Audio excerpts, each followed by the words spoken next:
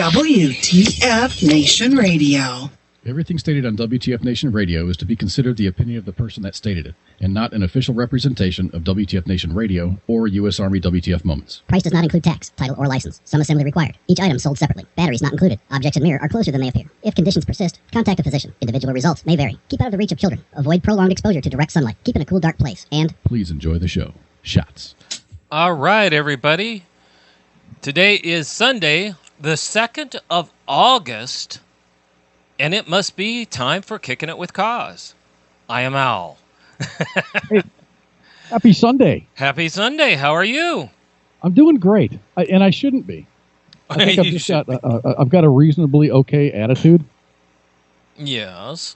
Because working on the house, it's a, I don't like to use these phrases and stuff, but it's a labor of love. I like doing it. It's my house. I'm taking care of it. It is 100 times better than it was when I moved in. But I really don't like all the surprises. And I've been, when I first started, there were things that I expected, and I really didn't get too many surprises. Everything was it's pretty much what I expected. I expected to see maybe some leaking, like where the kitchen sink was. This is an older house. It's a 36-year-old house that I moved into 2 years ago. Yeah. I'm saying just moved into, but I've been working on this house since day one, and I'm redoing like everything. Yeah. So right now I'm at the point where the only thing I have left is the kitchen floor and the 2 bathrooms. I'm going to completely redo those, and then my daughter's room. I'm gonna. All I have left to do in there is molding in the closet and paint the ceiling. I was holding off painting the ceiling because I did have a leak in the roof, and I was waiting till that got fixed before I do the ceiling. So I can paint the ceiling in probably 20 minutes. Yeah. So I got to the bathroom today, the master bath. I know it's not PC now to say master bathroom. Who cares? So I'm doing the master bathroom. And this is a complete redo. The only thing that's going to stay in that bathroom is going to be the tub. So I took down. It had a tile shower. I removed the tile shower, everything, all the tile, the backer board, everything. It's down to wood. Yeah. There's plywood on the walls. Watched a lot of YouTube videos. YouTube is great to learn how to do things that you've never done before. Like last week, I learned how to sweat a pipe. I had never done it before. Some people do it all the time or have done it before. Mm-hmm. It's really no big deal, but it's a little bit, a little overwhelming if you haven't done it before. Because if you do it wrong, you can kind of mess things up. But it went well. It was awesome. I only ruined one fitting, and I replaced it, and everything's fine. No leaks, so I'm happy. Okay. So today I'm like, okay, I need to prepare for next week. Next week I've got a 3-day weekend. So next week I planned on getting the floor done. With what I wanted to do this week. Okay. Next week I wanted to, and I say wanted to because things have changed. I wanted to actually put down the tile floor. Mm-hmm. Easy job. Totally easy job. So today I'm like, okay, I ripped out the toilet, and I was going to take all the molding off, get the floor cleaned up, remove. They got these 1 foot square linoleum tiles. I was going to get all that moved, and just get ready to put. I got this stuff called Red Guard, which you put on concrete, and it keeps, like, if the foundation cracks, or if there's a crack in the foundation or whatever, it's not going to propagate into your tile. It's not going to crack your tile. Yeah. Because it's on this. It's kind of a rubbery coating that adheres to the concrete, but it's flexible, so it's not adhered to the concrete. So if the concrete is compromised in any way, your tile's not going to be cracking, which is cool. Yeah. I made that mistake in one of my other houses that I previously owned. I laid the tile right on top of the concrete, and the foundation moves. This is Texas. We have clay soil, so the foundations do move, and it's not like you have a compromised foundation, but foundations do move, and when foundations move, then tile cracks. So I learned my lesson on that. So here I am, excited about getting this all done, and I got the toilet removed. That wasn't as nasty as I thought it was going to be. Yeah, it normally isn't too bad. I didn't know. I've never changed out a toilet before. I have. It was okay. I took I drained the water out of the reservoir tank. I took the tank off because a whole toilet is extremely heavy.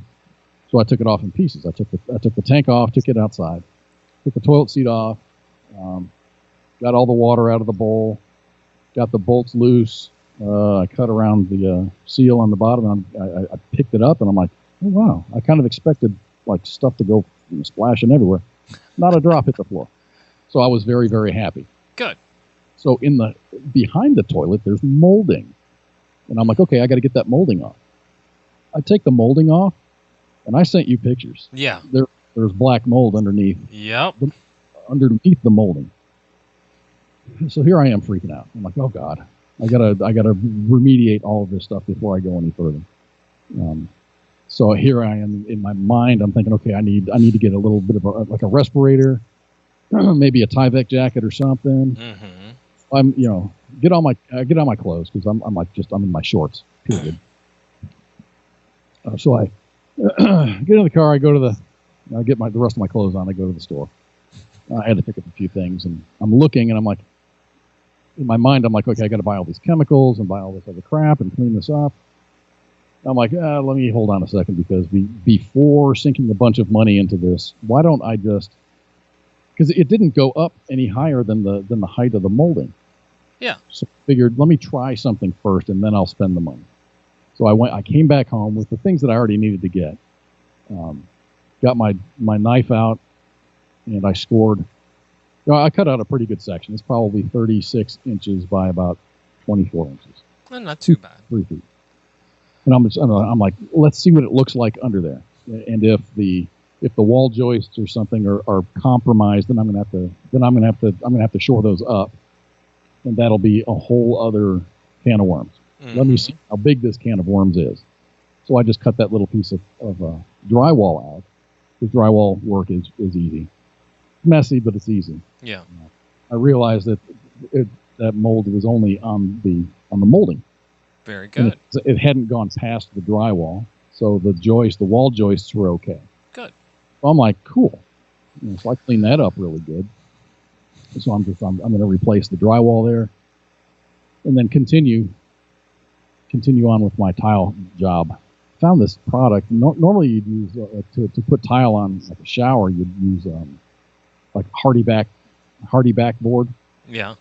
They have this stuff now. It's called Wonder Board Light, which it does the same thing as the hardy back cement fiber board, except it's like 10 times lighter. Nice.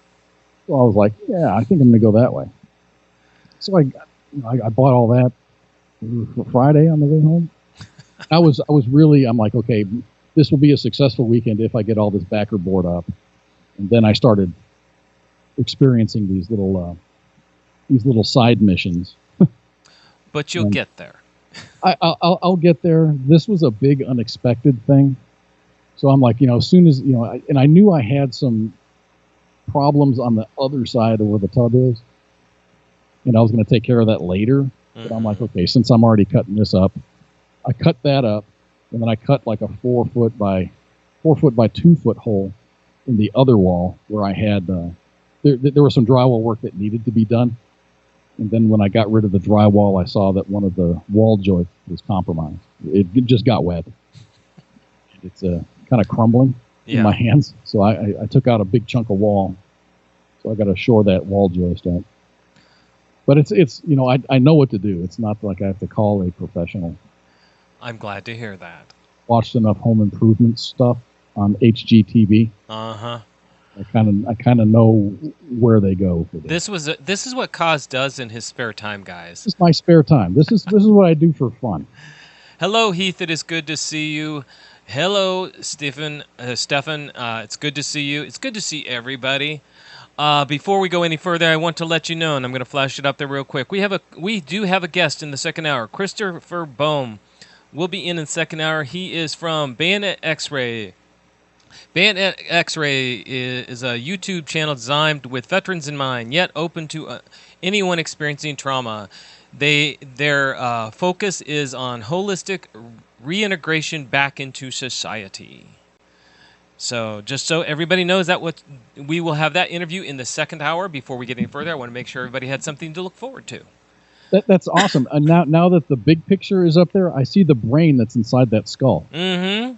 That reminds me that I am still watching iZombie. How are you doing? Okay, what season are you in?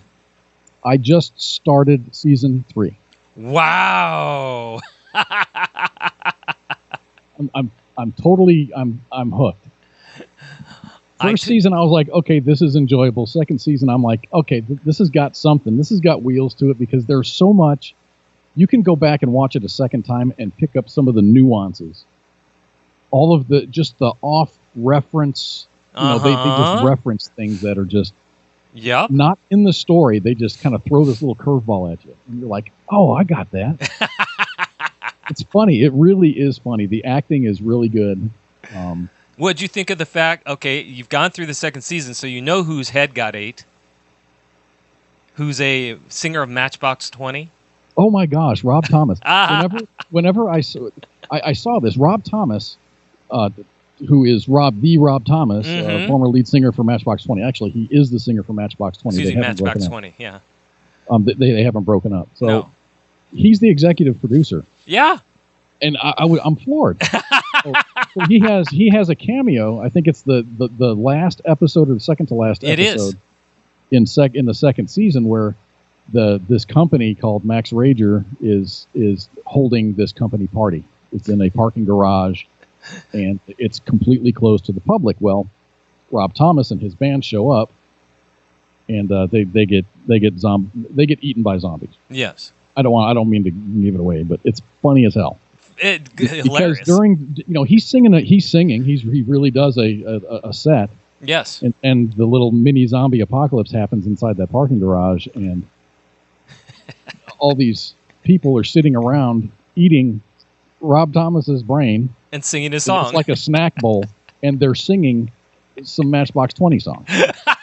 It's so funny. It's hilarious. I thought you would love that. It was great. It's totally awesome. Oh, now Ship says that you would be the replacement for this old house.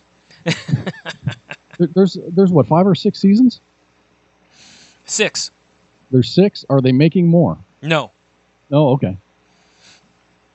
It's just, zombie mercenaries. This thing is, it takes so many turns. It's fun, and toward the end of the season, you're like, well, how the hell are they going to extend this another season?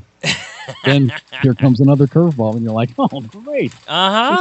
This is really great. It really gets out there, and it's hilarious. It's nonstop. You will enjoy it. Anyway, that's iZombie. And hello, Philly. How are you? No, I'm glad that you're enjoying it. I had a feeling you would once you actually let yourself get into it. It's fun. I think I said this last week. I think I just had a bad attitude when I started watching it. I'm like, this is just freaking stupid, and I stopped. It was like 30 minutes into the first episode of the first season. I gave up on it. You can't do that for like a month. I'm just like, no, I'm not going to watch that. And then I'm like, okay, I'm gonna give it another shot with a fresh brain. So to speak, in a new attitude. So I watched it again, and I'm like, okay, this is worth watching. And it took a couple of episodes. I gave it like 5 episodes. I said, okay, I'm going to give this 5 episodes. If it still sucks, I'm not going to invest any time into it. Next thing you know, I'm on season 2. It's easy to do with that show. It is fun. Hey, it's Rotech. He found his way from Mixer over to the YouTube chat. Yeah, you see that? Yeah. It's a shame. I thought they were going to let it last until the end of the month, but they nixed that like 2 weeks ago. Yes, they did. Was it 2 weeks or last week? 2 weeks. It was 2 weeks ago. It's been interesting, especially with I interact a lot with streamers.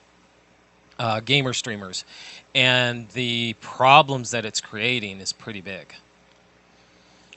Because go ahead. How so? How so? Well, okay. There's a Because right program. now you're going to have your main two are Discord and Twitch, right? What do you mean? Or gaming stream. No, everybody's actually been coming to Facebook because Facebook actually has a money program. Well, that's the deal is the money program that they put you on. They've actually been reviewing people and kicking people out of it, making room for people coming over. And if you haven't met a certain quota, or they're looking on it, and it's causing havoc, where they even do what they call a reboot, where they make you restart your whole page. All your followers are gone. Everybody's gone. And this is on what platform? On Facebook. Really? Yeah. So, a lot of game streamers have been trying to keep their numbers up and telling everybody, because if they don't, they're doing what they call reboots on people who are slacking in some way or another. And they're doing when they do the reboot, you have a chance of possibly even losing your gamer page name. So you do your gaming thing on Facebook? Yes, I do. Do you do that as a gamer, or do you do that as an owl? I do that as an owl. I purposely have never put in for gaming privileges where it's called the upgrade program, and I have not put in for it because to me, there's too many hoops to jump through. Mm-hmm. It's pretty competitive too. Very competitive, and you have to stream a certain amount of hours every week. If you do not, then they go to the month. If you do not fit within the month, so many hours, they will do a reboot or shut it down or kick you off the program, and then you have to reapply. Does it cost a streamer any money to get into that program? No, it doesn't cost you any money. It just it takes a lot of time to meet everything, and then on top of it, you have to keep track of how many they have what they call stars. You buy so many stars for so much money, and then you can go and actually, like, if you were watching a streamer that you liked, you send them stars, and that's basically money. Well, Facebook takes a certain amount of that, and on top of it, and if you don't make a certain amount of stars, you don't get any. Wow. Oh yeah, you could, if you make 1 star below their minimum, you get none of your stars or none of your money. It seems like they got you by the short and curlies, man. They do. It doesn't seem like they're taking the fun out of streaming. Because I watch a lot of streamers that aren't that good. Mm-hmm. They aren't good game players, but they enjoy what they're doing, and they're having fun, and the people that they're involved with are having fun as well. Exactly. And that was mostly on Mixer. There was a lot of streamers that I enjoyed watching on Mixer that I haven't seen. I haven't really actively looked for them either on Facebook. But I wonder if these folks just kind of jumped ship and went over to Twitch or Discord. The people from Mixer, a lot of them are coming straight over from Facebook because Facebook bought them. Mm-hmm. They promised them slots, and they promised them acceptance into the upgrade program and so all this stuff has to happen. There's a lot of arguing. A lot of streamers are not happy with this. I purposely did Mixer people get paid in cash? Apparently they did. I know. We as a station, we had a spot over there on Mixer for a couple of years.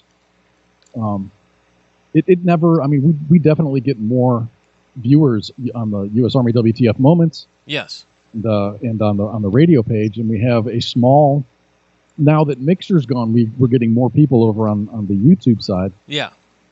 But, I just didn't know how it broke down as a original content creator. Yeah, and Stephen is pointing out some stuff. So basically, if you have a real job, you're not going to get anything. So the whole streaming thing should be taken seriously as a job. Yes, the problem is, Stephen, I know people who actually try to make this a job, and the best I've seen is part-time. And we're talking low part-time, maybe $800 a month. The highest I've seen this one guy get was $1,300, and that was a really good month. So that's a lot of money, but the thing is, these folks spend an incredible amount of time. Oh yes, on their console and it's usually not themselves. That they're with people. Well, that's the whole idea, is to do all sorts of things to keep people coming in. And the true entertainers, it's not necessarily the game, but how much you can make it fun, like you said. And hello, Holly, good to see you. And yeah, Facebook actually got in trouble because they weren't reporting some of the income taxes on stuff. Whoopsies. So Mr. Ellis Rabb says, is it the big names that came over to Facebook? Yes. The more successful streamers on the Mixer. So yes. Yes. And I know people right now who won't accept stars. What they'll do is actually go through Patreon or PayPal so that they don't have to deal with Facebook.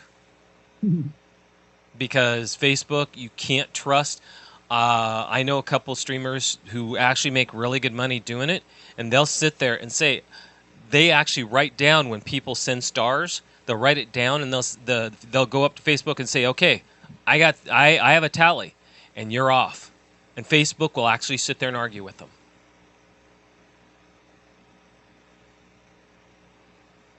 As if they're not like just rolling in the dough. Yeah. So that's the stuff that's going on right now in the streaming gamer stream world. Me personally, when I stream for fun. I play a game. I might as well just go ahead and turn on the broadcast and let other people watch. Yeah, I completely missed you yesterday. I think you streamed last night. Yes, I think did. I was already in bed. And that's okay. But I was the old man, responsible guy.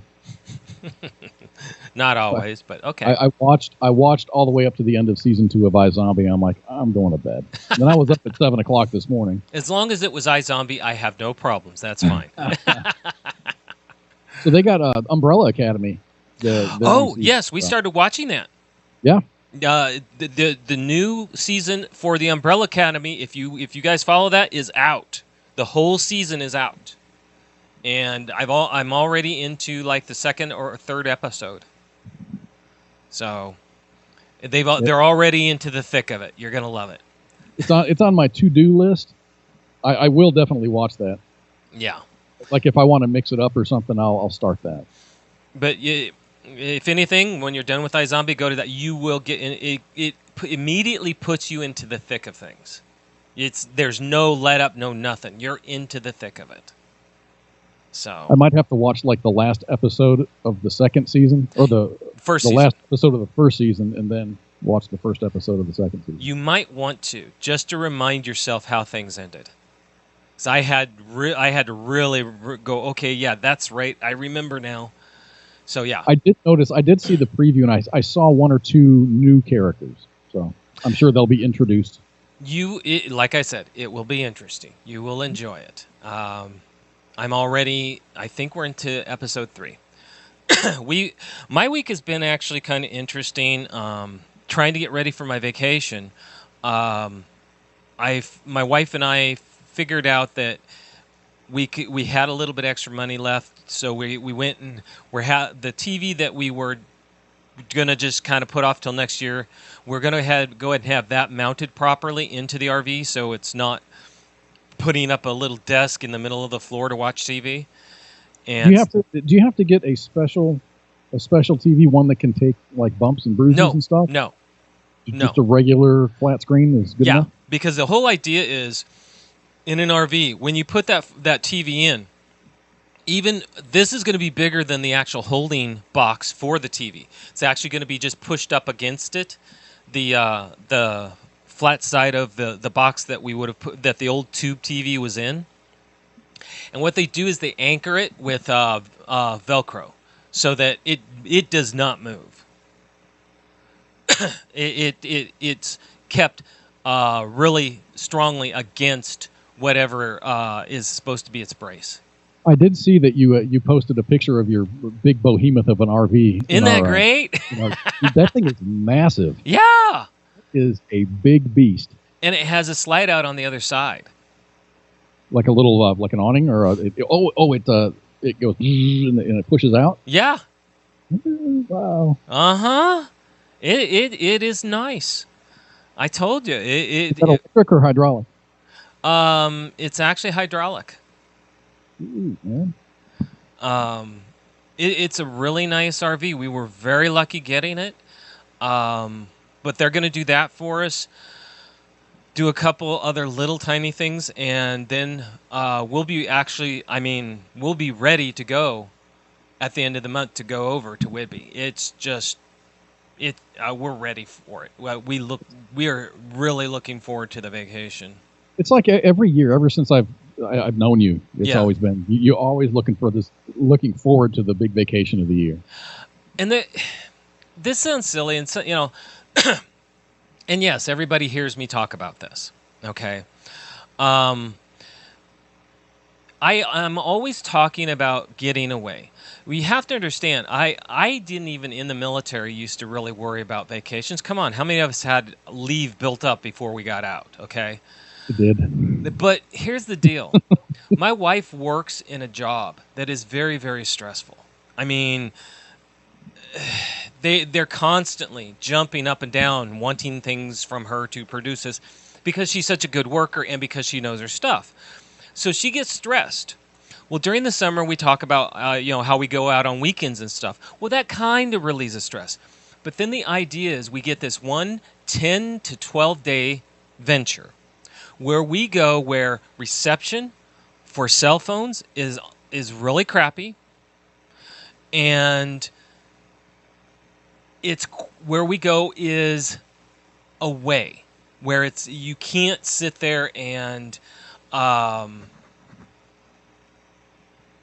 you're not in a touristy area. That's the whole idea. And then because my wife, when the first time we went to Camp Rylea, it's by a bunch of tourist areas. And everybody's telling my wife, oh, you got to go do this. Oh, you got to do that. You got to do this. And my wife we got down there and she says, well, I need it. And I said, honey, do you really want to do those things? And she's like, but and I said, honey, I'm going to make you a deal. You go lay down and tell me. And after that nap, you tell me what you want to do. And she figured out she needed to truly de-stress. And so normally what happens is for the first 2 to 3 days, my wife comes out of the bedroom to eat, go to the restroom, and that's it. So she sees her shadow and then she goes back into her hole. And we have a TV in there, so if she wants to watch something to go to sleep to, she can. But the whole idea is that you do what you want to do, not what people expect you to do. Not because you're in a touristy area and all these great things are around you. You do what you want to do, what will make you feel happy and what will help you refresh before you go back to work. And everybody at work with my wife will say this. My wife always comes back looking 100 times better because she actually looks relaxed. I don't know. Maybe I've just had a bad experience. I don't have bad experiences on. No, I've never had a bad. I'm gonna clarify this. Vacations in and of themselves are not bad experiences. No, but I've had bad experiences with vacations, and that does happen. Just being married. Yeah. So I'd have to take time off of work to, take the family. Let's just say we went to Montana to the in-laws' house for Christmas. And it can take a lot of work. Usually that's about 2 weeks. Yeah. Which is no big deal because at my job we do get about 2 to 3 weeks. It depends on when Christmas falls, but 2 to 3 weeks off for the Christmas holidays, and it's paid, so there's no stress. Yeah. So here I am up in the no oxygen area in the mountains of Montana, and I found myself just sleeping a lot, or sitting around and doing nothing a lot, or reading a book, just nothingness. And I encourage that. But the thing is, I would get chastised for you're not doing anything, and the ex-wife is running around, doing some grocery shopping and helping out the in-laws. And it's not like I sat in the bed all day long. In the winter, it's the winter time. If it's snowing outside, I'll plow the driveway, or I'll chop wood. Yeah. I'll take the kids skiing, and it's just it's vacation type things. Exactly. You're it's a vacation, so you need to be lazy. According to her, I needed to be working. Well, and that's the whole thing. My wife had that expectation where she had to do things. And I told her, it took me, the first vacation we ever took, it took 7 days for her to truly unwind. And it's because for the first 2 or 3 days, she kept thinking she had to do stuff. Well, it's kind of crazy like that, because if you're so used to, and in my job, it's kind of high stress. So you're always doing something. You're always busy. Exactly. And doing nothing is completely foreign. And that's the reason. Doing the little weekend ones during the summer beforehand kind of conditions her, so she's ready for it. It's a practice vacation. Yes. When we really go on vacation, we go, and when we get there, we're usually early enough. We get there at like 1 o'clock when the campground accepts us. And then I say, okay, what are you going to want to eat for the next 2 to 3 days from this area? Because we've already brought some stuff. And so, if we're like at Whidbey, it's like, okay, let's go down and let's get some fresh seafood. So that's what we go do. We go get some fresh seafood. Let's get some pastries. We go get some pastries. And then I say, okay, we are set. We need nothing else. And she'll sit there and say, yeah. And I'll say, okay, that's it. Good night. And that's the way. It takes a lot of work to relax. Well, but once you're there, once you're relaxing, you're like, you never want it to end. Well, and that's the idea is, believe it or not, within 3 to 4 days, she'll start coming out. And she'll start wanting to do things. And by the time day 10 to 12 comes, she's ready to go home and get back into it. Because I'm trying to relate to that. And when I was in Iraq for a year. Yeah. I didn't take any vacation while I was there. So in the 11th month, President Obama decided not to sign a status of forces agreement with the country of Iraq. Yeah. So everybody was mobilized to get the hell out of the country. Yeah. So I was site supervisor at the time, so I shut down my operation in Kirkuk, got on a C-130, and I flew back to, I got on a Black Hawk, went to Baghdad, and then got on a C-130 and flew back to Kuwait City. Yeah. They're like, okay, here are your papers, and here is an open-ended airline ticket that'll take you from Kuwait City to your home of record. At that point, it was Detroit. Yeah. And you can use it, whenever you want. You just have to use it within like 3 weeks. I was like, okay. So I hung around a little bit. Yeah. I talked to some of the other contracting companies over there, seeing if they had any opportunities that I would fit in. I didn't find anything that I wanted to do. Yeah. There was a lot of opportunities, but nothing that I wanted to do. So I went back to my tent, dude. I slept. Yeah. It's amazing how stressed I was when I was in theater. And when I got back to, I don't have to worry about incoming alarms and all this other crap. Yeah. And I slept for 3 days. Yes. On the third day, I'm like, okay, I'm ready to go home now. I packed up all my shit. I checked out, and I got on a plane, and I came back home. Believe it or not, a lot of people, what you just described, a lot of people do, even in civilian work, because job pressures, the fact that, if the job market, are they hiring, are they firing, are they laying off? All these things are taken in. And mind you, my wife is really, they consider her a very necessary person, so they want to keep her, but she works her butt off. And she's always, I mean, today she was working, and it's Sunday, okay? She's working her butt off. Well, for those 10 to 12 days, we get crappy reception, so nobody can really message her or talk to her. We really don't get TV reception, so we bring episodes of things we want to watch and movies we want to watch. That's like when you empty out the Red Box machine at the 7-Eleven and you go on vacation. Believe it or not, we have over 500 movies and over 30 different episodes of things, seasons of things. And when I was in Iraq, we had, everyone passes around that hard drive that has like a million movies on it. So I've got a 2 terabyte drive that's almost full of movies. Man. Yeah. There's hundreds and hundreds of movies on there. But we do that, and then we have a hammock that we take with us. There you go. I love that. And the idea is, when we get there, like I said, we go get any food from the area that she wants for the next 2 to 3 days, and then that's it. And she truly will just sleep. Or she'll lay in bed, read a book, or watch a movie, and then go back to sleep. That's the idea of what a true vacation should be, because what you're talking about, where you go do something and everything, that is when you have young kids. I'm an old man. My baby's 30 years old. Okay? I don't need to worry about that anymore.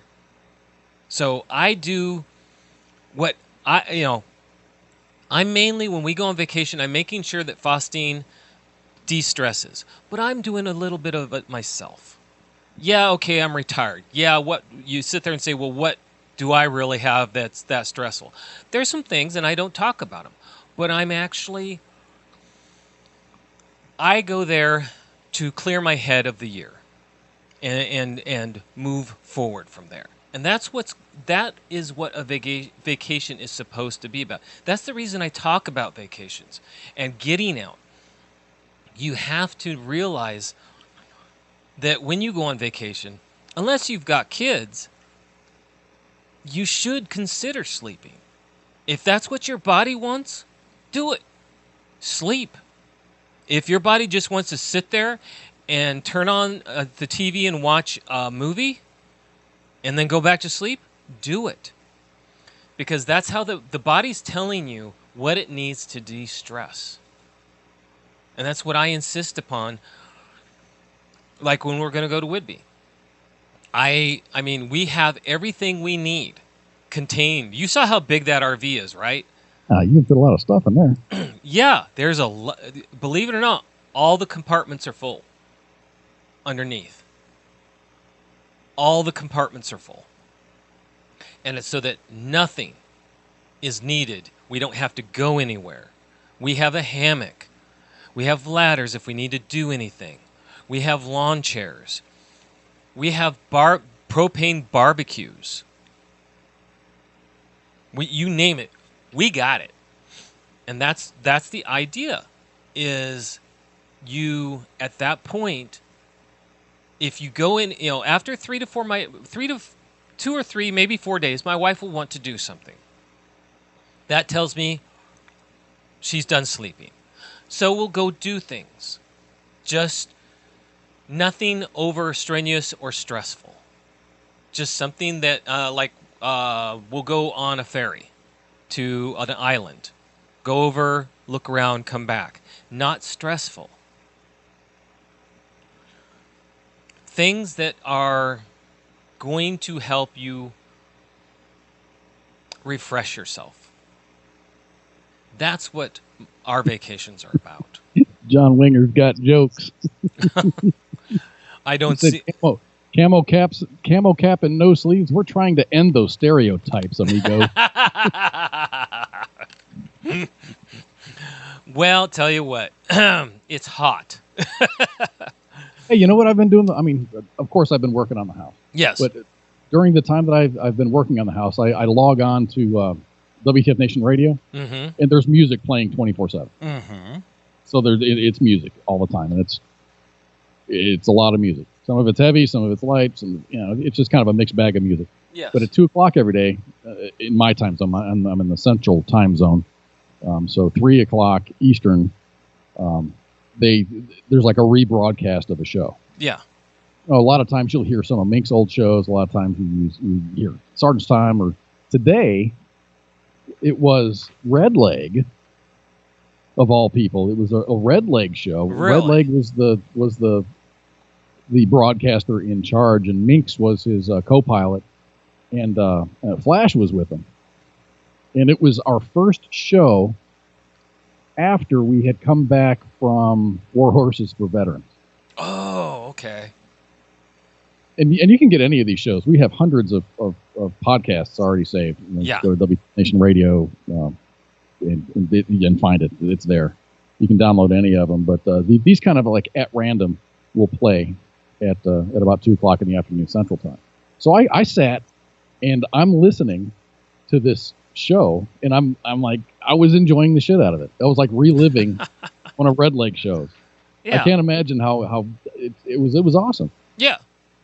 Because of course it was a Friday Night Freedom show, so I was always there for the Friday shows. Yeah. It's like I was like reliving that experience. It was pretty awesome. You know, that's the thing. WTF has a lot of fun.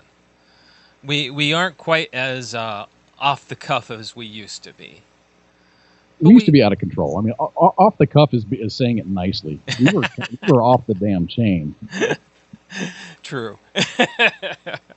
So Ellis asks how Minx is doing. She is doing well. Yes, actually, she is doing well. We see stuff from her all the time, and she seems to be doing quite nicely. Getting ready to get married. Yeah. About that, it's going to be fun. I'll be at the wedding. Wow, that's cool. It's kind of like a mini vacation. After we talk about vacations, of course. I had to work that in there. There you go. No, and that's the whole thing, is living life and enjoying your life. Yeah, I'm going to be doing this vacation thing, and I really need to get my mind right. Mm-hmm. But for this Christmas, I'm taking a little road trip, and I'm going up to. Eventually, it's going to be Wisconsin. Okay. But between there, I'm going to stop and see my brothers in the Chicago area, and then make my way up to Wisconsin and hang out with my parents for, I don't know, 10 days or so. You know what I would do if I were you, honestly? Bypass Illinois altogether? No, what I would do is for the first day or two, before you go anywhere, sleep. But I'm working. In other words, the day your vacation starts, add in a day or two into your vacation, or pad it somehow, and take a day or two and just sleep. But I have to drive. No, I'm driving to, let me see. I'm splitting the drive up, so I'm not pushing myself. So I'm gonna spend my first night. I'll be in Cape Girardeau, Missouri. Mm-hmm. And then I'll get into Chicago on the second day. It's like a 10-hour day the first day, and then like a 6-hour day the second day. So that's pretty light. Yeah, but at the same time, like I I'm said, gonna get a lot of sleep in when I get to my parents' place. okay, that's the We'll idea. kind of balls to the walls until like the day after Christmas. Yeah. And then make it up to Wisconsin, and then I'll chill out. All And right. that town that we're going to is a town that I grew up in. I lived there from when I was, five or six, all the way up until high school. Jeez. I've got, the thing is, it's a small town. Yeah. It's like everybody that I went to school with, very few of them left. Oh wow. They're all there, so I'm going to be up there with a bunch of old farts that I went to school with. That's interesting. It's on the lake. I'll get this, hang out in the places that I used to hang out on Lake Michigan. Eat some. They got some pretty good seafood restaurants up there. It's I'm just gonna kind of go see my old school. It'll be fun. My mom died when I was 10, and she's buried up there. I'll go visit mom. Yeah. See some old friends.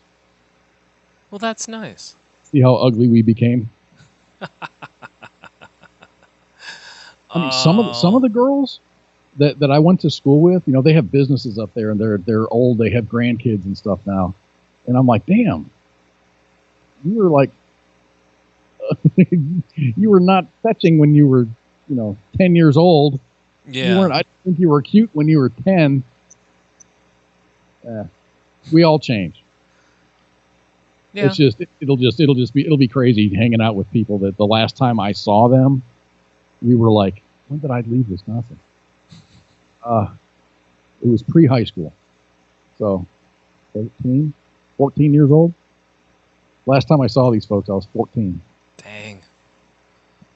See, I go back to see my mother back where I came from, and when I was there, see, I was raised in a town that was less than 1,000 from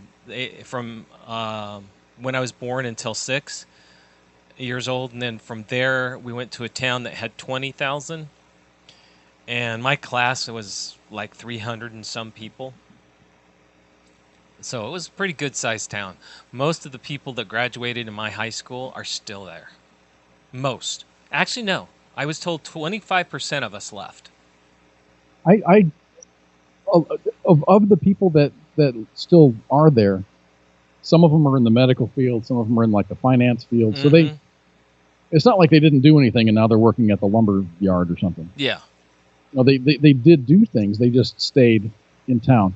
And it's kind of, everybody there, I mean, their parents are there. They were born there. Yeah. So they got married and they had families and they stayed there.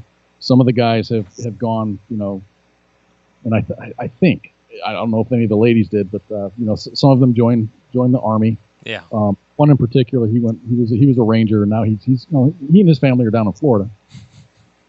But he makes it back all the time. He's always got that. He's got family back in Wisconsin. So everybody go. It's a very family-centric town. And there's nothing wrong with that. Don't really see that a lot. You kind of see it more in small towns, but yeah. I mean, I couldn't wait to get out of there. Even after we had moved to Chicago, where I went to high school in Chicago. You and me both. We never. I couldn't wait to get out of there. I really didn't like Illinois. And I didn't like the big city. I couldn't wait Now I'm in Texas, and I'm loving every 106-degree day. Uh-huh. I would rather be roasting my ass off here in Texas than anywhere else. And see, I love my family, but I have to have certain. I have to make it so that they can't just drive an hour and be where I am. And it's crazy you mentioned that because my parents, I graduated high school and I joined the Army. Mm-hmm. Left. I haven't been back since. I've been back to visit, but I haven't been back. I have had no desire to live in the state of Illinois. Beautiful neighborhoods, nice people. I don't want to be there. I don't blame you. So here I am in Texas and I'm enjoying myself. I haven't. My mom and dad came down here and stayed at my house like 2 years ago.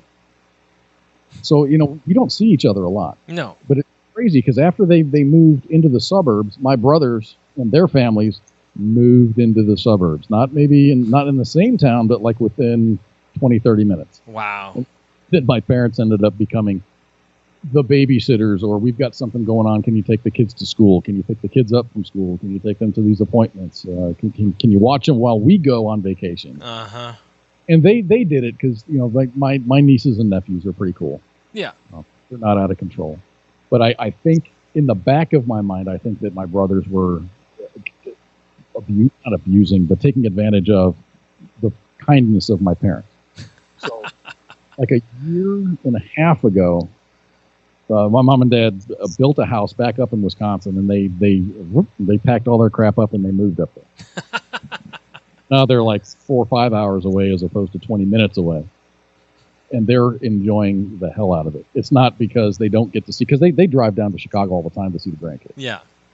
But they're both retired, so That's they've got nothing but time, and they've got a lot of activities that they're involved with up in Wisconsin where they live, and they make time to go down and visit the grandkid. yeah.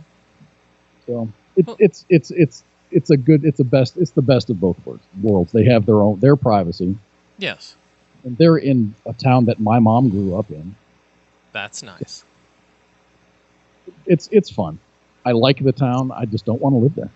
I'm the same way. I like where I grew up in. I just can't live there anymore. Well, yeah, Ellis, definitely. A lumber yard is still something. Absolutely.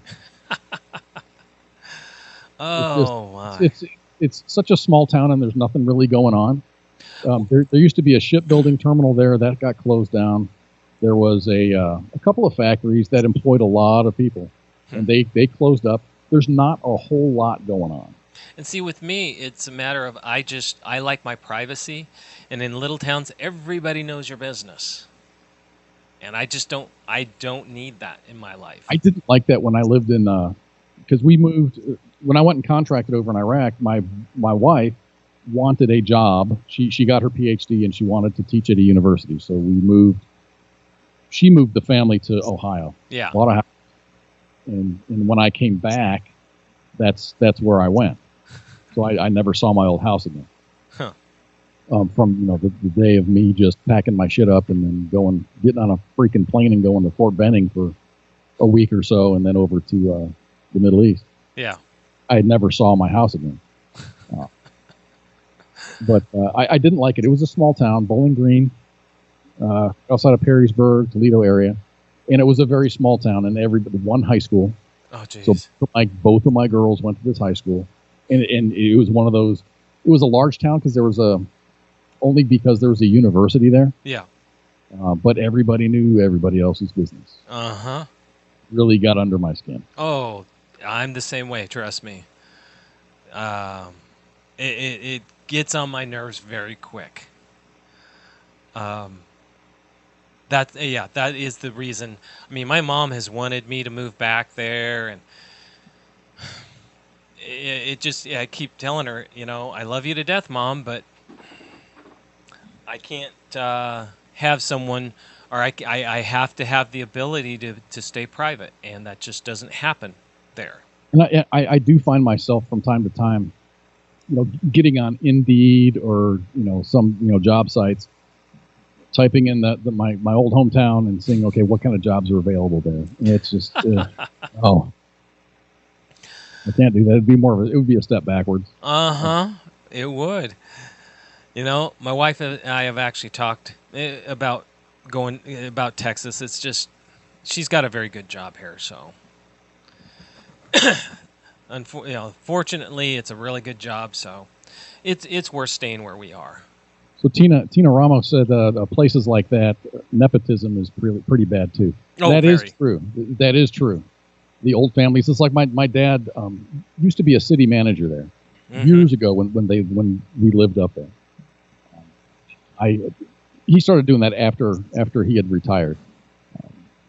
So he moved to Chicago. He was out of the mix for probably 15 years. And he moved back to the same town. He decided to run for city manager again, and he couldn't.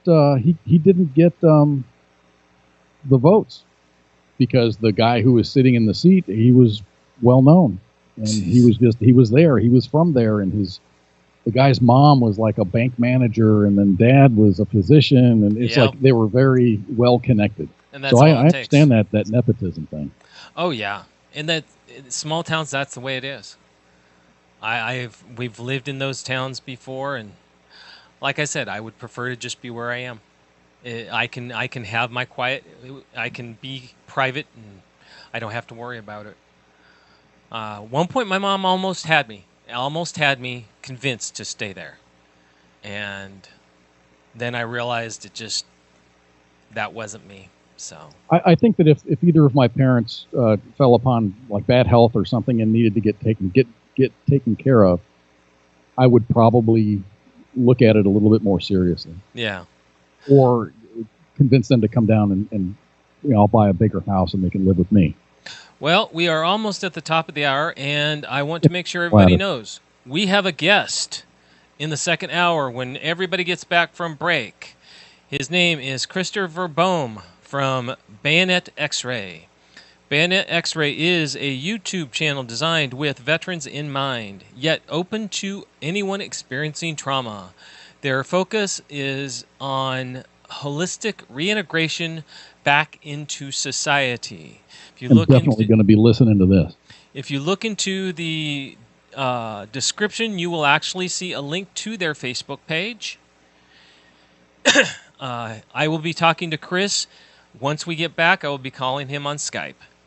So, everybody, we are at the top of the hour. It is time for Mr. Koz to go have some dinner.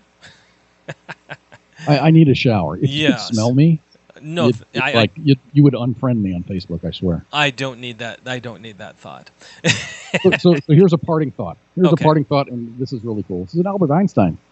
Okay. Quip. Stay away from negative people because they have a problem for every solution. That is a good one. What is the black thing on Al's shoulder? Oh, you're talking back here. Is that an I Love Mom tattoo? No, that's...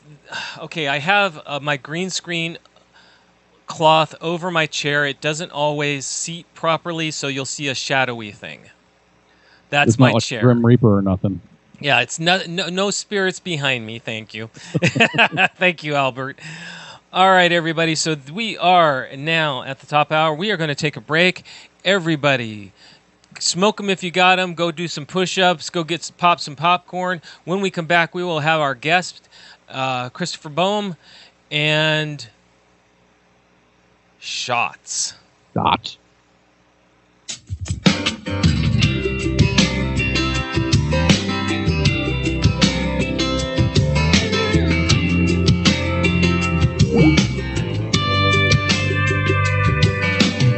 Before coffee on a Tuesday, it's already been a bad week. My girls had a couple flats, and my dishwasher sprung a leak. From the kitchen, her complaining, you know it just ain't cute anymore. I get the itch and starts drifting towards the great outdoors. I smell the honeysuckle blooms, I can see the red buds too. In my garage, I got rods up on the wall. I got a John boat in the yard under a faded camo tarp. I need a reset to my spot, I hear the call. I just gone fishing, let her know that I ain't gone.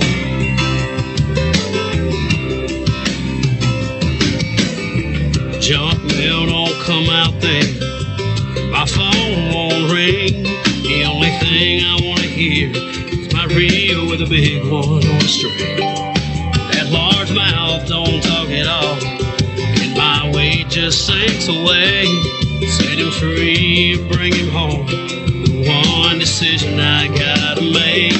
I smell the honeysuckle blooms, I can see the red buds too. In my garage, I got rods up on the wall. I got a John boat in the yard under a faded camo tarp. I need a reset to my spot, I hear the call. Just gone fishing, let her know that I ain't gone. I got my tackle box in the front seat and my best friend in the bed. Don't come looking for me, 'cause I ain't coming home till long after that sunset. I smell the honeysuckle blooms, I can see the red buds too. I got the rods in my garage down on the road. Threw my John boat in the truck, filled my camo cooler up. I hit the reset, hit my spot, and heated that car. I just gone fishing, let her know that I ain't gone. just gone fishing. Let her know that I ain't gone.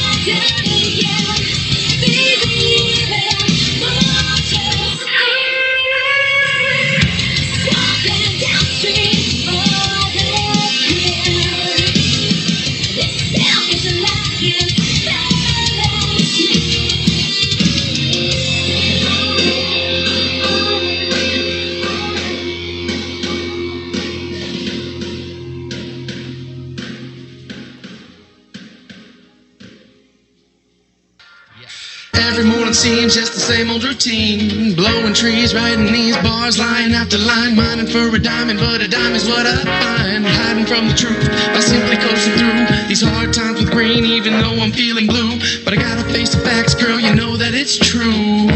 And maybe what I'm supposed to do is not to get so close to you. But these days the only things that seem great are fading away, and the only time I feel home is when I'm alone or far away. But the road call says the wind blows 10 missed calls on my so it stays closed. Staring out my window while my mind slowly goes off into my headphones. Hoping that the dough will be worth it for the show, but who knows? Yeah, let's go and roll it up, blow it all away. No sense in going up. We laugh like kids all day, and there's nothing you can say that will ever make us change. No, we're never gonna change. Man, day after day, it's just the same old thing. Working class life, and yes, it surely will bring a food to the table and a roof when it rains. But for the most part, you're just doing the same thing. A part of a machine with a ball and a chain.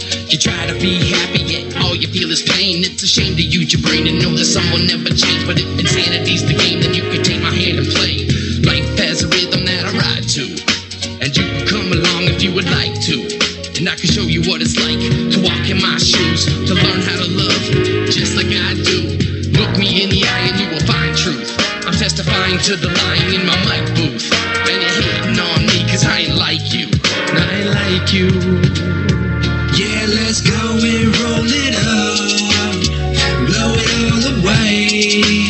No sense in going up. We laugh like kids all day, and there's nothing you can say that will ever make us change. No, we're never gonna change. Yo, my life is like a movie that nobody's producing. I write the music but nobody is moving, cause don't nobody care, and everyone's confused till the characters change and never reaching a conclusion. And I don't know if I'll make it to the end, cause all I know is after we begin, the wind shifts us in many different directions. Like the pen lifts up off the paper, disconnected from anything we can feel, hear and see. And the words that I write mean something more than just to me. It's amazing that we've all grown accustomed to change, cause we can rearrange a pattern that's always been ingrained. They want us to grow up and stop acting how we want, but if you tell me I can't do something, I'll make sure it gets done.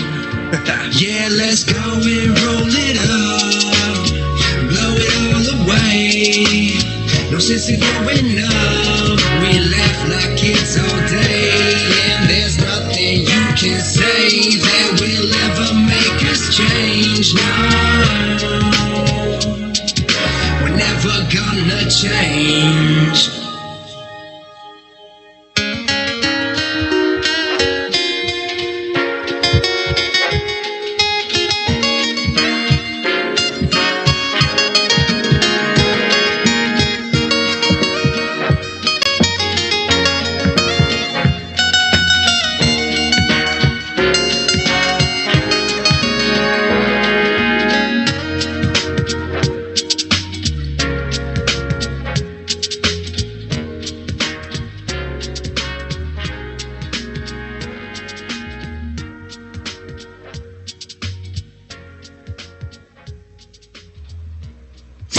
WTF Nation Radio.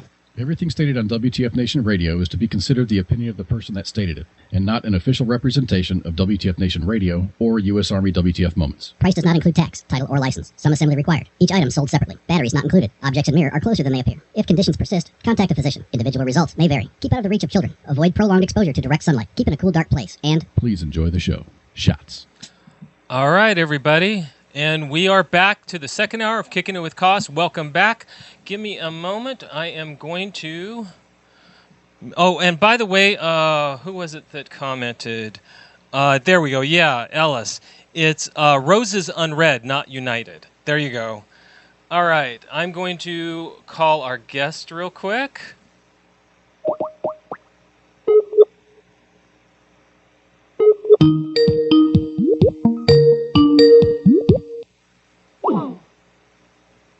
Huh? Let's try that again.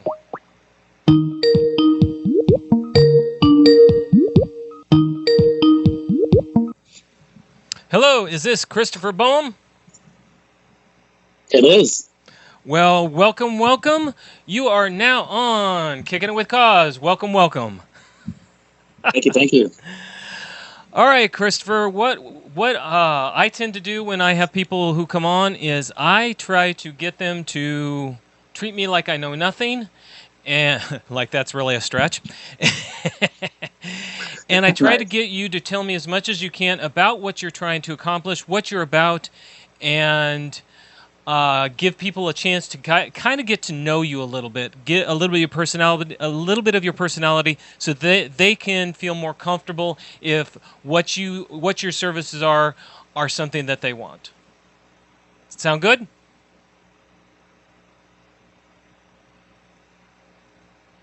Hello? Christopher, you muted your mic. So we're talking about a little bit of a bio, a TED Talk, and a pitch. There you go. Okay. All right. So my name's Christopher Boehm. I was born in Cleveland, Ohio. Played hockey growing up. Went to West Virginia University. Wow. Farted around a little bit and joined the Army. I actually sobered up before I joined the Army. I'm 14 years sober. So that can kind of feed into the channel a little bit later on. But I did 8 years. I medically retired.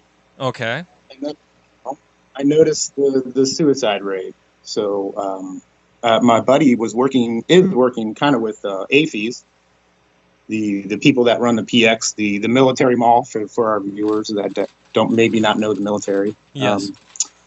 And he said the Army has a Twitch channel, and I'm like, well, I like video games, so this is my way to reach out to veterans. So I started playing a game called Ghost Recon, and started kind of reliving going through the Army experience, basic training on up, and kind of re-exploring the memories a little bit, and kind of connected. Well, no, not kind of. I did connect with the boys from my unit, and we got to talking, and there's some podcast talk and all that, but it was really just more about the connection. And so what we're doing now is we're looking into ways to help the transitioning soldier, airman, Marine, whoever it may be, out of the service and back into civilian life, a little bit smoother than what maybe the bigger military branches are portraying through like the VA and all. There's great programs out there, but once you're here, you're alone and you're with your own thoughts. So I'm like I said, I'm 14 years sober. Yes. Been around a little bit, so I said, I got a lot to share, so I'm gonna put something together and kind of help the struggling veteran. So that's it. Okay. Now you say you did 8 years in the service. Were you enlisted or officer? I was an officer. So when I went to West Virginia University, graduated in '99. I had a fun, the Roaring 20s, I guess you could say, right? Was lost in the sauce a little bit, and then joined at the age of 32. Okay. Basic training at Fort Benning, Georgia, on up to OCS. Went to Armor School in Fort Knox. Wow. And went to my first duty station was Savannah, Georgia. Got married there, deployed, and came back. Went to Mosul, Iraq. It was a fun little honeymoon after the wedding, right? And came back, and I kind of did reverse. I went to the operational Army. I did all my hula, charging up bunkers and all that. Not really. I was a tanker. I sat in my tank and ate donuts, right? That's right. And then then I moved into the training aspect of, the officers, they move you around every 2 years. So we went to a training unit, Camp Atterbury, Indiana, and then back to Georgia for more schooling, and then to recruiting out here in California. And I'm actually right below Modesto and Turlock, California. Kind of my own drum, I guess you could say. Are you still there? I am. Okay. You might need to watch your position on your mic, just because every once in a while you seem to fall away a little. Okay. So you went to California. Yep. Recruiting. I was not the face of recruiting. I was behind the scenes. It's called an F3, operations. I basically took operations. People hated me. I took operations order from higher and churned it up and shot it down to lower. And having that skill set of a lot of information to break it down to lower to lower echelons was it's a trade, I guess. Now, if you looked at, anyone can go look at my LinkedIn profile. I don't really have a trade. Yeah. I can't even hang a picture correctly, but what I can do is disseminate information. Sorry, no problem. I got to get better with the mic too. If I'm going to be doing this, I got to be better with my logistics. I'm sorry. Now, okay, so you were in this service. You say you were medically retired. Can I ask for what? My lower back. So I have a degenerative disc. Okay. And amongst a slew of other problems in the spinal area, it was on paper it's a degenerative disc, but my entire spine and basically all my bones look like wet sidewalk chalk. Okay. So they said we're gonna boot you out. I said okay. So what? Good enough. From my aspect, I'm actually an alternative person for medical, or I bring up things for alternatives in medical and psychological. What do you? I'm just asking not to get you off too far. What kind of treatment do you do for your back? So actually, this is great because this is what the channel is turning into. Is I'm doing restorative yoga nidra. I've one of the skating instructors I grew up with as a yoga instructor, and we've recently connected. So in the morning, I'll do cat-cow, butterfly, pigeon pose, just really focused on the hips and upper back, like the cat-cow. Yeah. That whole upper back area, we can't really stretch it out. So I have to wake up the spine, and that gets everything kind of flowing. Yeah.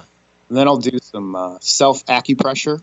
I have an old ripped up book here I got out, and also I'll do some corpse pose. I'm really starting to just kind of quiet my mind, because even when we're sleeping, we're moving around. But if we force ourselves to sit still for 20 minutes, check in and kind of control our thoughts. It's been about 3 weeks since I've been doing it, and there's been some pretty good changes. My wife can attest to that too. Yeah. So. Well, the military won't tell you that transitioning out to do yoga nidra and all this holistic stuff I'm talking about. No. So this is the stuff I'm pushing out. And that's what I actually talk about, is holistic things. In fact, last week, I talked about, and this may interest you, especially with what you're talking about. Have you ever heard of myofascial release?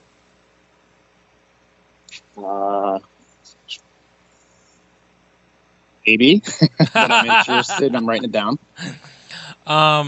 If you would look it up, myofascial release. I went into it. In fact, if you look in our podcast for last week, it's in the second hour, and I call it my alternative 10 minutes. Okay. And it's in the first 10 minutes of the second hour after the break.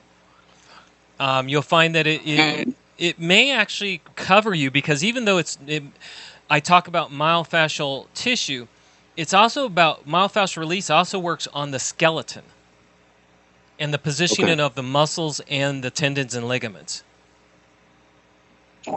So real quick, I was in the Army. I played post high school hockey growing up, but I consider myself a professional patient. Yeah. And my trade actually is anthropology. So I did archaeology, and all this bone talk is it's fascinating. It's all coming back.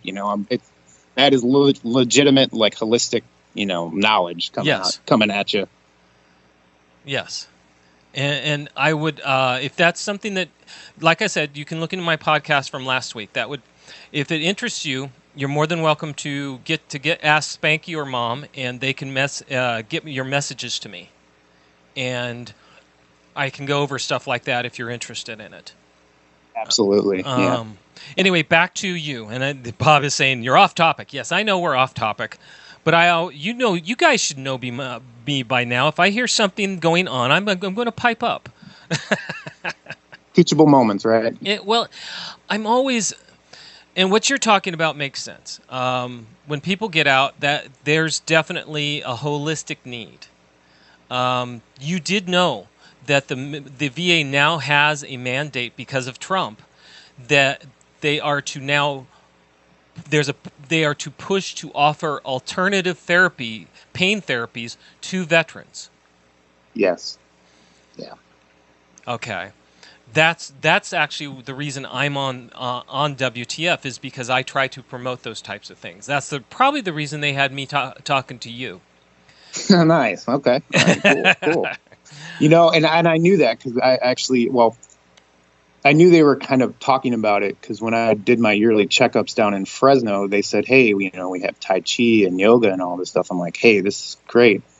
The thing is, getting on the phone, scheduling that, people have kids, jobs, blah, blah, blah. If I have to drive to Fresno, that's an hour and a half. So my aim is more of that remote veteran, in like Montana that's attached to an Air Force station who doesn't have those resources, so that's kind of my goal is there's some outliers there that, and they don't even want to click on va.com and get there. So this is just my way of giving back to my brothers and sisters in arms. And that's a good thing. And now I'm going to ask you, okay, your YouTube channel, what do you do? Well, for now, the first sort of couple months I was doing it, I was going live for 22 minutes every morning. Mm-hmm. And that's when I did my whole basic training to deployment, to getting out. Now I'm actually collaborating with a channel called Bullet Catcher Gaming. This is a small plug for them. Okay. It's a bunch of UK, they're from the UK, British guys. Some work for Metro Police. One guy works for... the social media aspect of it, and these guys, they're kind of airsoft geeks. They're self-professed airsoft geeks, but they do weapons reviews for this game. And I commented on a couple of their videos. I'm like, hey, this is legit stuff. Like, soldiers should watch this. And we got to talking, we connected, we started playing together. So what I'm doing is I'm doing all my cool HUA Army knowledge stuff, and even some of the guys that I'm gaming with play with them. They're doing tactical stupidity right now, and so the Army talk and the HUA, all the kicking indoors, we're doing with a British channel. It's pretty random, but it's working. We're getting to know the other side of the pond, right? Yeah. But right now, I'm actually in the midst of filming 3 episodes on holistic healing. Like I was saying, getting up, doing a little bit of yoga, the breathing, and then I'll get into the healthy eating. Some recipes I've collected over the years to kind of, and really all this too. If we're in a quarantine, this is straight monotony breakage. Yes, if that's even a word, So the iron it couldn't even be more hot for me to do this. Well, and I agree. At this point, I personally have my own Facebook page where I talk about just getting through COVID, people forgetting to do things like, hey, you're sitting there watching TV. Every time an ad comes on, do 10 push-ups. Do something to do blood flow. Yeah. And we're stagnant. Exactly. And I actually had people who they got their whole family into stuff like this. So I can relate. The COVID has actually caused a lot of breaking up of routines, but not necessarily in a good way. And I agree with. Right. I agree. In fact, doing the alternatives is a very important aspect that is getting lost. I cover stuff that the VA is supposed to offer, like what I just talked about, myofascial release. The VA is supposed to cover this, and even though you're an hour and a half away from your VA, they're supposed to actually, if you go through, pain management, they're supposed to give you a referral. They're supposed to give you a referral to someone in your area. Okay. But this is the type of stuff I talk about also. And so, I mean, I find it interesting. So you do yoga in the morning. You talk about acupressure and recipes. That's okay. Yeah, self acupressure. Okay, and now you're working with this other group across the pond. And what did they cover that you're in sync with? I'm sorry, it's breaking up a little bit. What do they what? What do they cover? In other words, how do the two of you coalesce with each other? Right. So it's perfect. So the two guys that I'm playing with are active duty right now. So they're always kind of honing their skills. But for me, I get to go in and I get to talk about the Army. I get to talk about all the stuff I lived and learned and the door kicking in and all that stuff. We did that. Yeah. And for veterans, when we come back, we're like, dude, what do I do now? I can't kick in doors. The closest thing for a tanker is the railroad. Yes. It's big, it's metal, and it just goes, right? Yeah. So it's called Bullet Catcher Gaming. They do weapons reviews. And another thing too is what really got us connected was in the game there's a lot of like myths and Roman mythology and South Pacific mythology, and with my background in anthropology, I started talking about some of the like there's statues and games, and like Ubisoft they've created Assassin's Creed, so they've done their homework as far as culture. So it's generated some good discussion as far as military and culture as well. So. Okay. Well, that's good to hear. With what you're doing and with your YouTube channel, now are you still going on every day and doing your yoga with people watching? No, so the yoga is going to be not filmed. It's already filmed. It's in edited, post-production kind of status right now. The live gaming was just an easy way to get the channel open. That signal, right? The beep beep beep. The CQ desk is our kind of staff duties here, right? Uh-huh. Okay. But I have 3 small children, and yeah, so it got to be a little bit too much. So I kind of backed off a little bit. There's new games would come out. I'd test them. I would just talk. I'd talk. Even I used. You're breaking up a little. Well, so. You're breaking up a little. I'm using the Farmer's Almanac. The guy. Yeah, it's really bad. Okay. I'm going to move around a little bit. No, no problem.